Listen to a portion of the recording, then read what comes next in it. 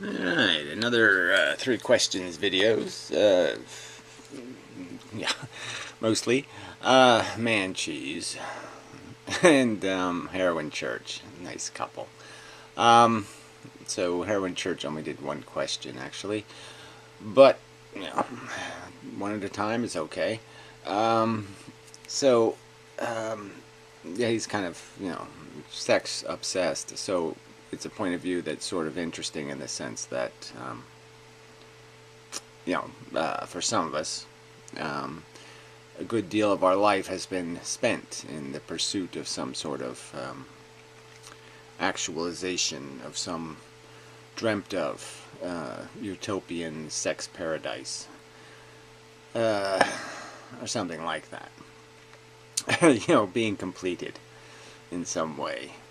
And yeah, that gets into a lot of emotional crap. It's not necessarily just about sex, but it's mostly, it's sexual, fundamentally, especially in my youth. Um, I mean, it was a cruder obsession. Well, in a sense, no. Because I really did want to fall in love and do all that, you know, stuff. Um, yeah, finding like I said, something that is probably not findable. It's seeking desiring an impractical perfection Could be a new post. that can't exist in this Such. crappy world. So yeah, so he's of mixed mind in the sense that he can see the practicality of being undistracted. But yes, that leaves you with goals and ambitions that are, for which there is less fuel. The fuel is clunkier. It's not jet fuel. It's something like candle wax. And so, yeah, you can burn it, but there's no sparks and booms, and it's just kind of lame fireworks. And it's hard to justify the brutality of life, the difficult bits. Like this morning, having to go out in the 0 degree Fahrenheit, crap to thaw frozen pipes. Yeah, with dishwater. Yes, I didn't have any water. Anyway, irritating. Anyway, so yeah, life is tedious and monotonous, and if you don't have any Disneyland or Disney World kind of ideal to be chasing, um, yeah, yeah, you need that competitive edge, something that puts the edge on the competitive edge, even.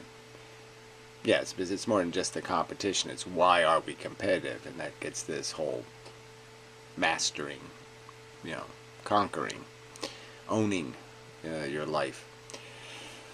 So, it's all psychology, and it's an interesting subject, and I don't know exactly why I brought it up, except to just make this comparison between what does motivate us and how these passions, like passion is part of it. So the most illegitimate, in a sense, of our passions is this natural passion.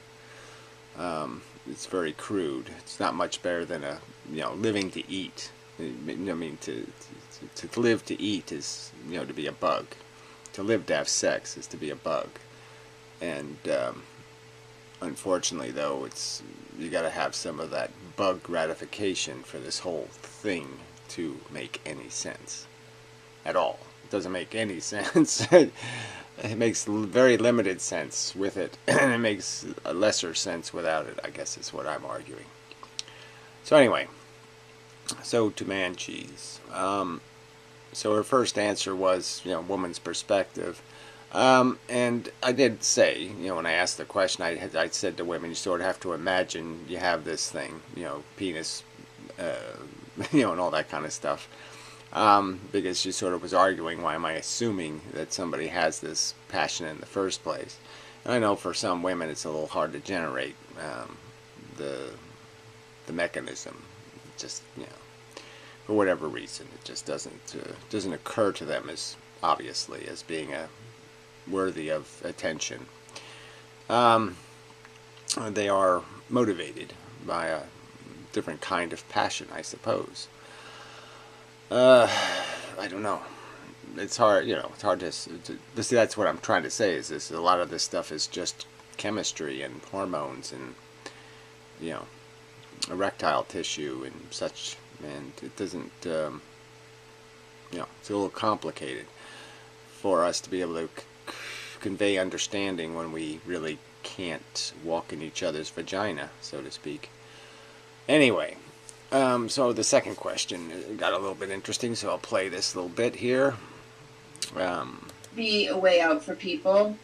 There would have to be a system put in place for those who want out to do it painlessly.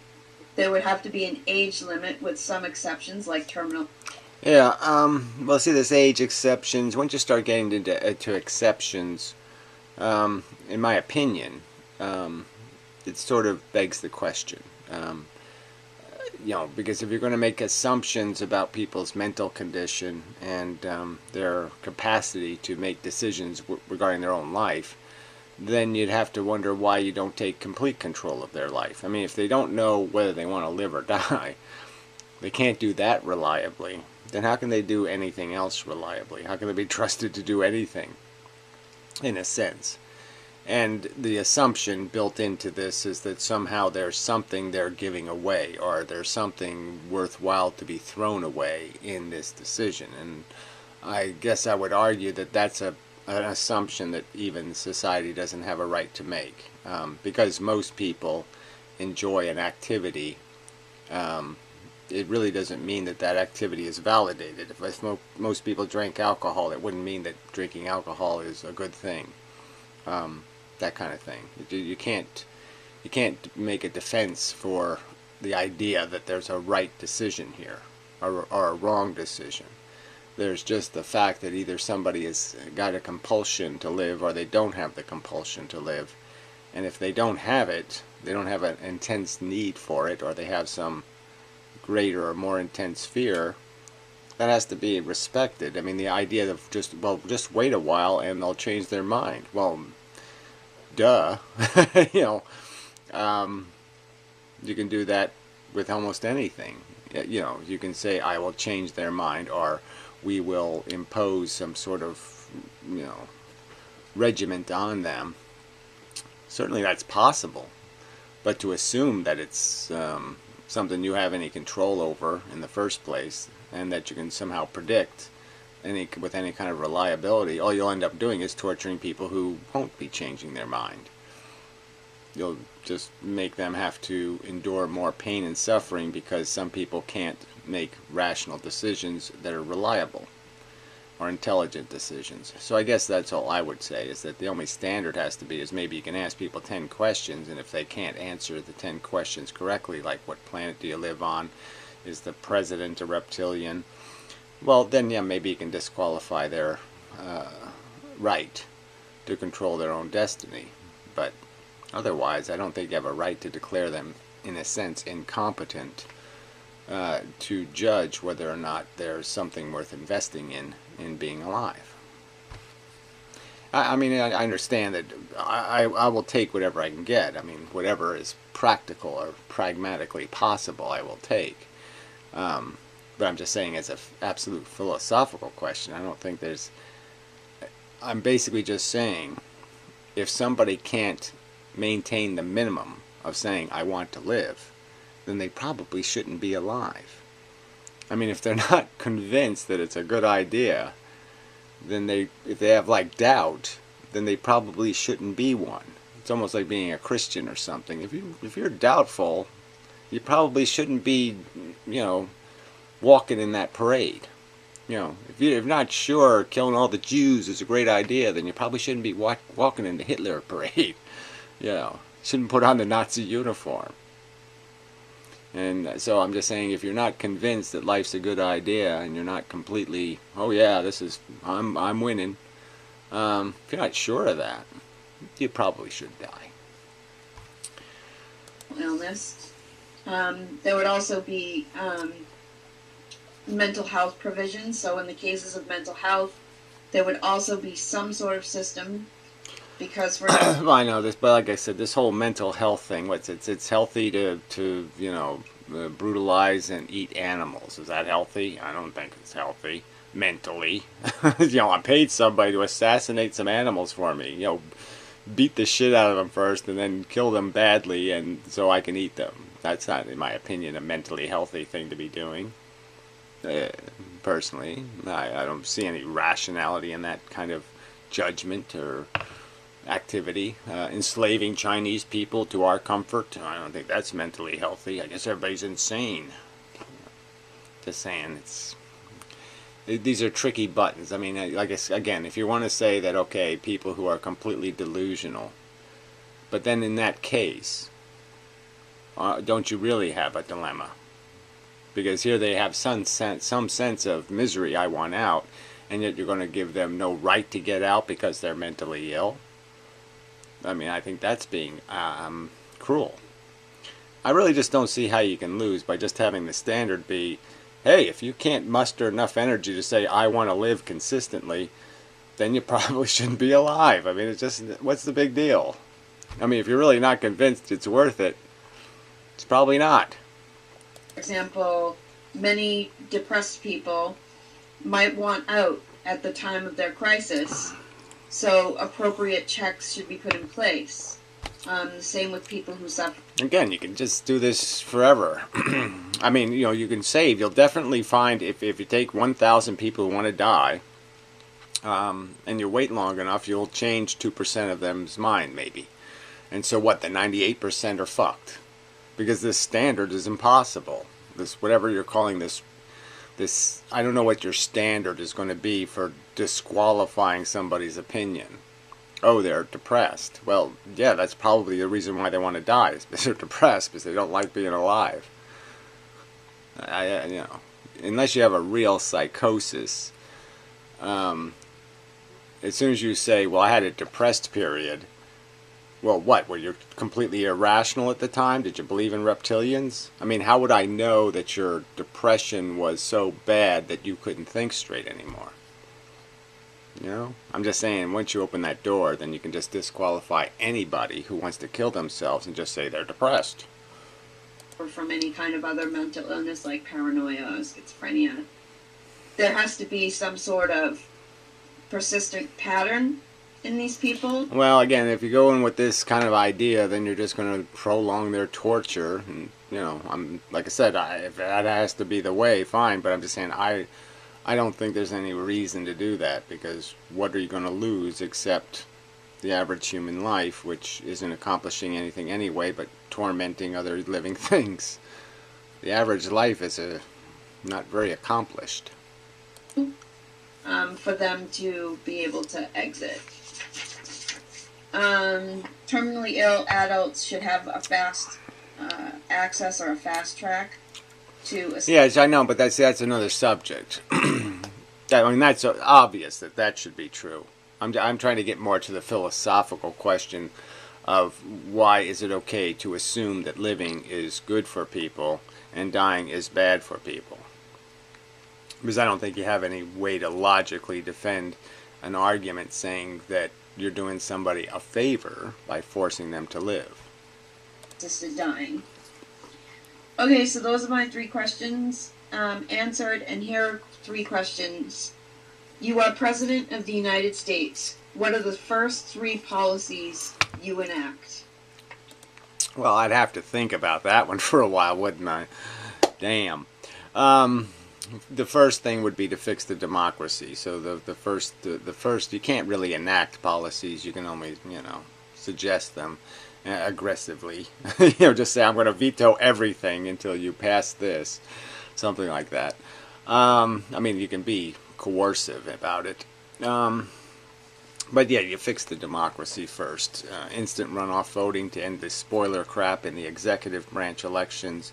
And you get rid of this whole geographic bullshit, and you have elections based on ideology, and you have affirmative votes to get into Congress. You can't just steal district votes. You have to get enough affirmative votes actual people have to vote for you. You have to get a number of positive votes. You don't get to steal somebody's right to representation. So everybody gets a congressman, so one way or another. And they don't get forced to have a representative that they hate. So, and that's infinitely doable. So that's number one. Number two, I guess I'd do something about the whole inheritance thing and just say we're just not going to play that anymore. So we're going to have a, progressively more onerous system. Money's going to be electronic.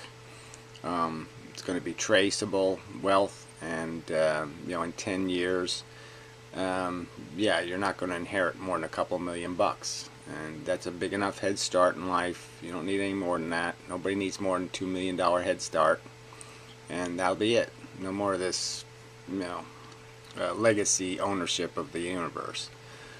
And number three, right to die. There you go. Number two, if you could wipe out all religions, only if you replace it with one major religion. Well, what do you mean by major? I mean, can I make up that like Buddhism or something? Does Buddhism count as a religion? Because that's so ambiguous. Suffering sucks, but let's not do anything about it. Then sure, I'll go for that. But, making everybody a Muslim would be stupid. Making everybody a Christian would be stupid. Making everybody a Jew would be stupid. So I'm not really interested in doing any of the Judeo-Christian-y kind of religions. Would you do? Bear gods or something, maybe. What's the fourth most popular religion? Let's go with that one. Do it. I should clarify in that question.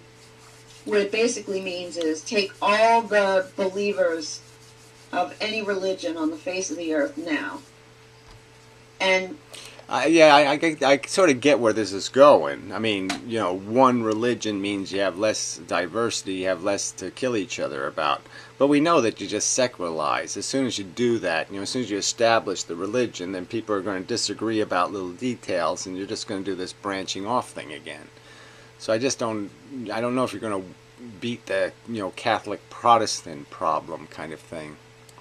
You could wipe out their religious belief only if you replaced it with one religion, one major religion.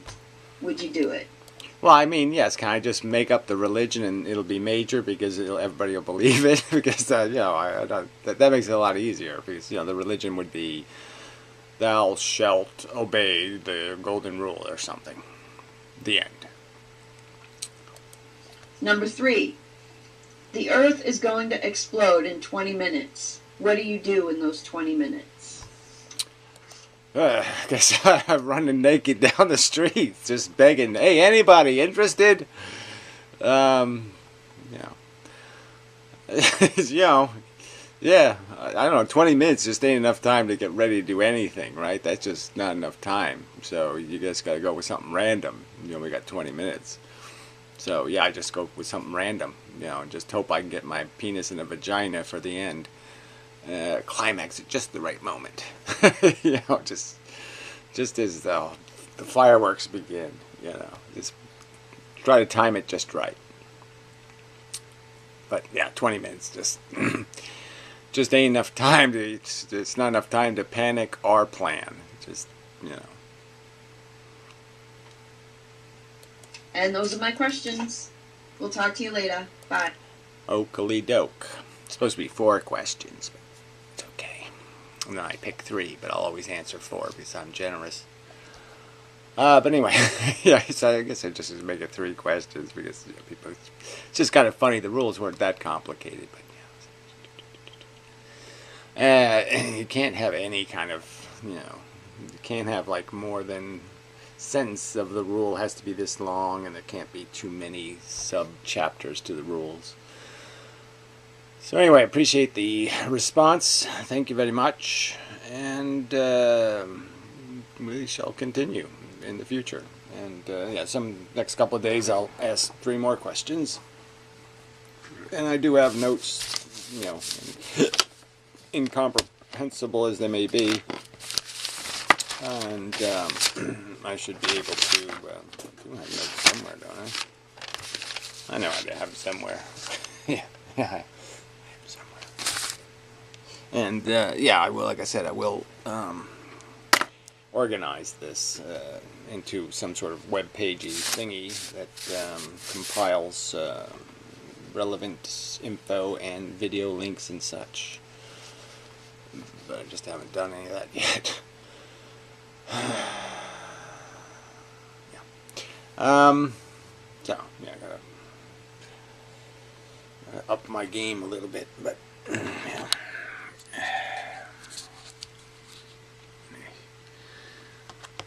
So I don't think there's any other interesting jabber, so we'll just leave it at that. Thank you very much. Till next time.